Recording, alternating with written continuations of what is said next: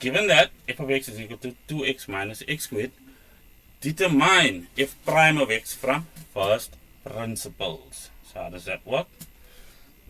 Well, let's get our f of x plus h first, because our formula for our derivative from first principles is the limit as h strives to 0 of f of x plus h minus f of x all divided by h. So why is that important? Well, first things first, I want to calculate this f of x plus h. So let's do that. So f of x plus h looks as following. Looks as follows. It'll be 2 multiplied by x plus h minus x plus h all squared. And if I were to simplify that, what I'd get is 2x plus 2h minus x squared minus 2xh minus h squared. And then of course I'm asked to subtract f of x by this formula over there. So let's do this, and that is just going to be, well, 2x and then of course minus x squared. So that's our f of x term, which means f of x plus h minus f of x looks like this. Well, that zeroes out and that zeroes out, and I'm left with 2h minus 2xh minus h squared. How does this help me doing this way? Well, let's have a look. I now know that f prime of x is equal to the limit as h strives to 0 of f of x plus h minus f of x all divided by h, and that's equal to, well, again, the limit as h strives to 0 of, what was I given? 2h minus 2xh minus h squared all divided by h. I can now then take out h as a common factor in the numerator. Let's do that in a different color. So we'll still have the limit as h strives to 0 of h, and then taken out as my common factor, minus 2x minus h all divided by h, and then I can see, well, h divided by h is equal to 1. And then finally I'm left with f prime of x, and if I were to substitute my 0 into that h, I am left with 2 minus 2x.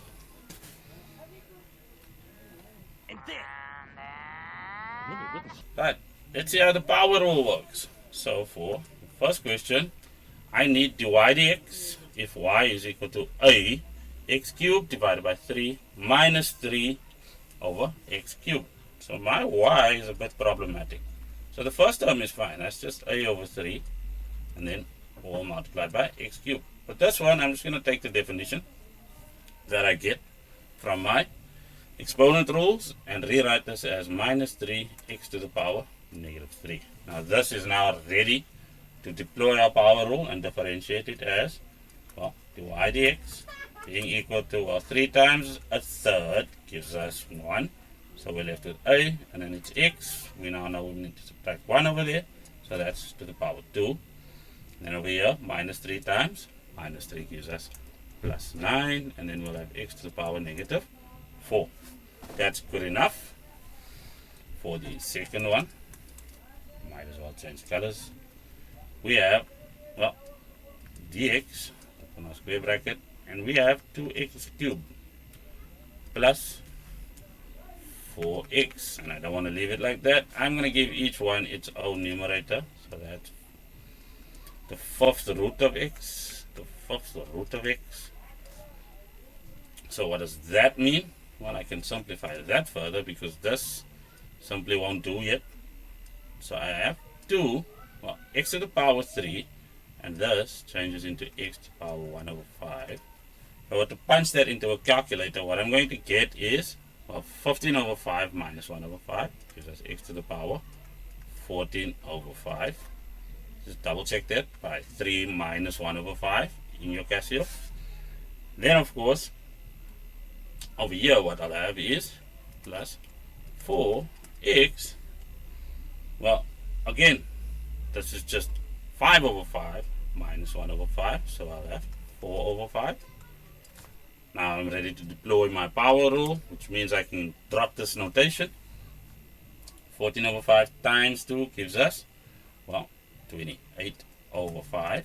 And then over here, what we'll have is plus, well, this is x to the power of 9 over 5. Do not forget about that. And then over here, we'll have 16 over 5 multiplied by x to the power negative 1 over 5. Given g of x is equal to x cubed minus 2x squared plus 3x minus 1, determine the equation of the tangent to g at x is equal to 1. What does that look like? Well, first things first, they just want some equation. And that equation has to be the equation of a very specific special straight line, a tangent. Which means this x is equal to 1 doesn't just exist on the tangent, which is useful for the gradient, it also exists over here. And that's important because the first thing we're going to get is our point of contact, which means we need g of 1, which is equal to 1 cubed minus 2 times 1 all squared plus 3 times 1 minus 1. And my calculator said that that is equal to, well, 1. So our point of contact has coordinates 1 and 1. That is important. Now, we need a gradient because it's the equation of a straight line. And luckily, we are grade 12s who know how to differentiate and get the gradient equation. So g prime of x, which is our first derivative, which will act as our gradient equation, is just going to act equal 3x squared minus 4 times x plus 3. Now, in order to get the relevant gradient, we need the gradient where x is equal to 1. That's the gradient we're going to borrow from the tangent, which means we need to have, well, g prime of 1 is equal to 3 times 1 all squared minus 4 times 1 plus 3. That is equal to 2. So our relevant m is equal to 2. Now, using y is equal to mx plus c, what we'll end up getting is, well, 1 is equal to 2 times 1 plus c. Lastly, our c is equal to negative 1. And remember, we were asked for the equation of a tangent. So y at tangent is equal to, well, 2x minus 1. And that is that simple. It's done.